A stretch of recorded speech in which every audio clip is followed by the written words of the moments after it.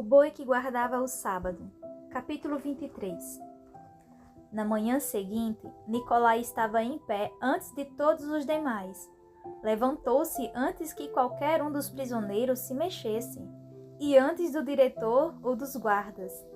Estava em pé antes mesmo que o cozinheiro começasse a fazer o fogo na cozinha. Mas o sol já surgia sobre o horizonte, e Nicolai achou que deviam ser umas 4 horas da manhã. Estava um pouco cansado por causa da noite curta, e as pernas estavam um pouco rígidas, mas ele as flexionou repetidas vezes para torná-las mais ágeis. Ele não podia dar-se ao luxo de dormir ou relaxar agora. Precisava entrar em ação, a caminho da fonte, para poder trazer barris de água suficientes até sexta-feira. O sol ainda não começara sua ascensão a partir do leste, quando Nicolai vestiu as roupas, pegou um frasco de água e foi ao galpão para acordar o velho Maxim. Naturalmente, era mais cedo do que a hora com a qual Maxim estava acostumado, mas Nicolai conseguiu colocá-lo em pé e atrelá-lo.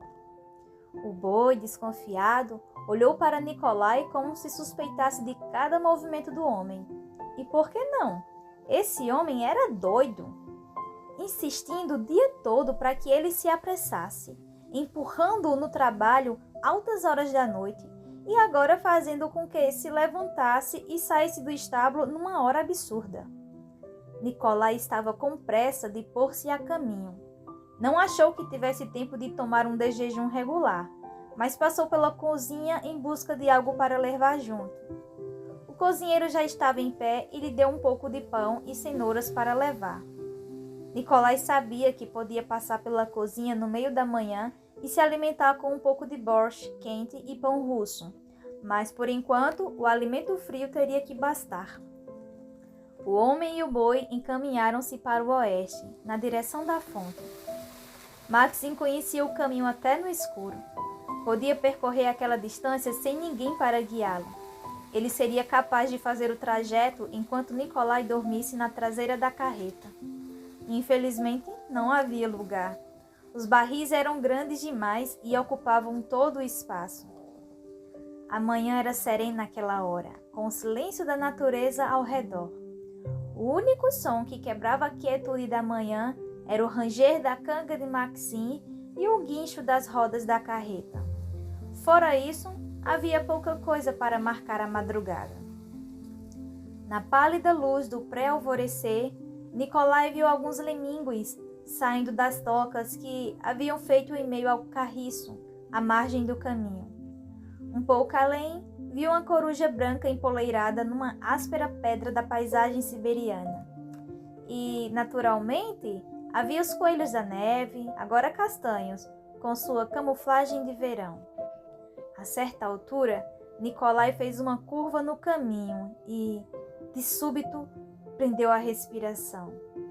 Sentado no meio da trilha estava um grande lobo, com seu magro corpo alto e descarnado. Nicolai calculou que tivesse quase 1 metro de altura até a paleta. E estava simplesmente sentado ali, olhando para o homem e o boi. Maxim quis parar por alguns tensos momentos. Era óbvio que o boi, na verdade, não sabia o que fazer. Nicolai percebeu que ele estava assustado, porque viu os músculos se retesarem e enrijecerem no pescoço e paleta do boi. Precisaria Nicolai preocupar-se? Estaria o lobo em busca de uma refeição? Retornaria ele com outros da alcateia? O lobo, por fim, ergueu-se e partiu na direção norte. Nicolai respirou um pouco mais livremente depois que o lobo saiu. Ninguém o havia alertado quanto a possíveis ataques de lobo, e ele e Oleg não haviam encontrado o lobo no dia anterior. Consolou-se com a ideia de que o lobo, afinal, não era uma ameaça. Havia muitos lemingos e lebres da neve para o lobo caçar e comer.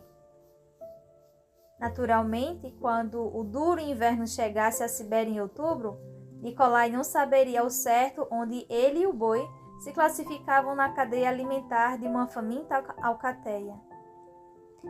O alimento não era exatamente farto para homens ou animais naquela região deserta. A única outra caça considerável nas estepes da Sibéria seriam as renas que perambulavam em manadas esparsas.